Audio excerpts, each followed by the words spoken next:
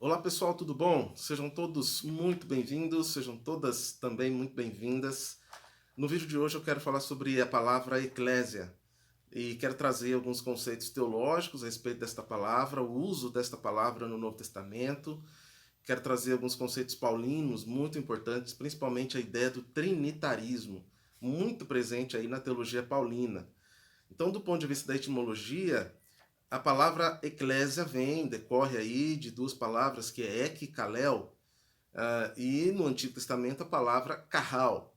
O que é interessante é que ambas as palavras, ambos os conceitos, eles trazem uma ideia coletiva, uma ideia de coletividade. Nós podemos afirmar, então, com bastante base teológica, que a palavra eclésia é uma palavra coletiva, que diz respeito à coletividade, que diz respeito a uma reunião, que diz respeito a um ajuntamento de pessoas. Portanto, não há que se falar em eclésia do ponto de vista de um indivíduo, de uma pessoa, mas de uma reunião de pessoas, de uma coletividade de pessoas que se reúnem.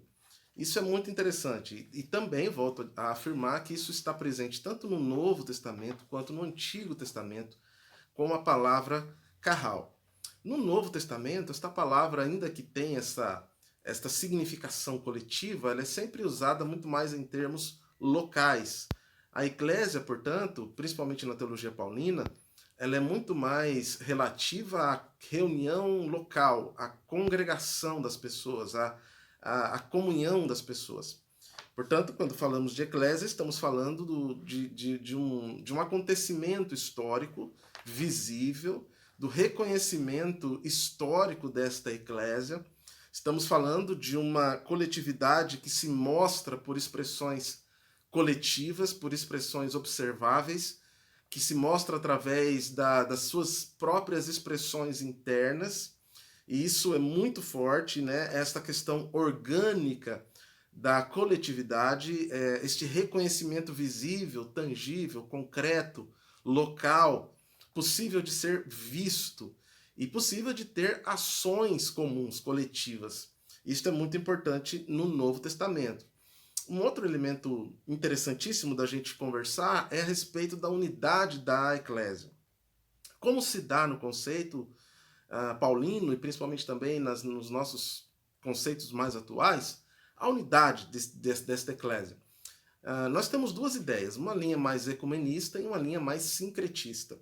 A unidade orgânica da igreja se daria por meio de expressões visíveis, isso nós entendemos. Dentro do ecumenismo, esta unidade do corpo de Cristo, a unidade da igreja, se dá a partir de diferentes realidades que se unem em torno de movimentos comuns, observáveis, concretos. Já na ideia ecumênica, dá-se a noção de que a igreja ela usa as mesmas ferramentas, ela tem as mesmas características, as mesmas identidades, ela tem uma identidade comum. Então, nesse sentido, o ecumenismo significa partilharmos de uma mesma essência, enquanto que no sincretismo significa partilharmos das mesmas ferramentas, das mesmas formas com relação ao culto. Falando agora sobre algo muito importante, que é o trinitarismo, a igreja, a palavra eclésia, aparece na teologia paulina também com referência à trindade. A igreja, portanto, se relaciona a Deus, a Cristo e ao Espírito. No que se relaciona a Deus, a igreja é o povo de Deus. No que se relaciona a Cristo, a igreja é o corpo de Cristo. E no que se relaciona ao Espírito, a igreja é o templo do Espírito. Portanto, inicialmente, a igreja é o povo de Deus. Esta é a noção da soberania de Deus sobre a igreja. E a ideia de que a iniciativa é sempre de Deus. A iniciativa em formar um povo, a iniciativa em formar uma nação, uma raça, como você quiser chamar nas expressões do Novo Testamento, povo, nação, raça, sempre do ponto de vista coletivo. Esta iniciativa é uma iniciativa de Deus. Foi Deus quem decidiu tomar para si e formar para si mesmo um povo e agir por meio deste povo. É nesse sentido que nós observamos, tanto no Antigo quanto no Novo, que Deus está atuando por meio de povos, por meio de expressões coletivas. É nesse sentido também que observamos no Antigo Testamento, Deus não necessariamente chamando um povo, mas Deus formando um povo. Deus, então, soberanamente estabelece a partir de Abraão e elege Abraão para que em Abraão se formasse toda uma nação. Isso quer dizer que Deus não necessariamente chama um povo, mas Deus forma um povo. Esta mesma noção está no Novo Testamento. É a ideia de que Deus forma a igreja, de que a igreja é a igreja de Cristo, de que soberanamente Cristo chama e estabelece um povo para si. Então, a primeira noção que nós temos de igreja, uma das primeiras, né? As três são igualmente importantes, mas está relacionada a Deus e relaciona a igreja como povo. Mais uma vez, essa expressão coletiva, essa expressão que denota pluralidade. É importante dizermos também que no Antigo Testamento nós tínhamos ali um símbolo que denotava, que significava a propriedade visível de Deus sobre Israel, que era a circuncisão. Através da circuncisão se estabelecia ali a propriedade de Deus e a separação de Israel das coisas carnais. Então a circuncisão tinha a ver com esta ruptura, com esta separação, com este corte que se fazia das coisas carnais com as coisas espirituais. Esse é o sentido espiritual da circuncisão. No Novo Testamento nós temos também momentos importantes onde Deus, em Cristo, estabelece ali rupturas que demonstram também a sua soberania e a sua propriedade sobre este povo que ele chamou para si. Agora aqui estamos vendo que o primeiro sentido trinitário é a igreja como povo de Deus. O segundo momento, a segunda figura é Cristo. E aí nós temos a figura do corpo de Cristo. Isso é muito interessante na teologia paulina, porque individualmente todos os cristãos estão conectados, estão ligados a Cristo. É muito clara a intenção de Paulo de estabelecer essa relação do indivíduo, do crente, com Cristo, que é o cabeça do seu corpo. Portanto, há uma relação de interdependência entre o corpo e o cabeça, entre os membros e Cristo, de forma que não pode existir no corpo de Cristo um elemento que não esteja conectado ao próprio Cristo. O que nos faz ser igreja é esta conexão individual ao Cristo. Então, enquanto povo de Deus, nós somos marcados pela coletividade, como corpo de Cristo, nós temos esta marca da relação pessoal, individualizada com a pessoa de Cristo. Só é possível fazer parte do corpo de Cristo a partir de um relacionamento pessoal com Cristo. E aí, na linguagem de Paulo, Cristo é o cabeça, é aquele que dá sentido, direção ao seu próprio corpo. Isso é muito interessante porque esta é exatamente a expressão paulina. Nós somos membros, nós somos parte. E aí nós entramos em três expressões também muito importantes: mutualidade, esta ideia de que tudo que um corpo sofre, ou melhor dizendo, a ideia de que tudo que um membro do corpo sofre, todo o corpo também sofrerá. Então nós somos mútuos no sentido de uns aos outros. Nós temos, por exemplo, na teologia paulina, os mandamentos recíprocos. Amar um ao outro, perdoar um ao outro, servir um ao outro. Enfim, demonstrando esta mutualidade, esta reciprocidade, essa capacidade que o corpo tem de ser sensível um ao outro e de servir um ao outro. No segundo momento, nós temos a própria interdependência. Isso quer dizer que nós só podemos crescer juntos, só podemos crescer na coletividade.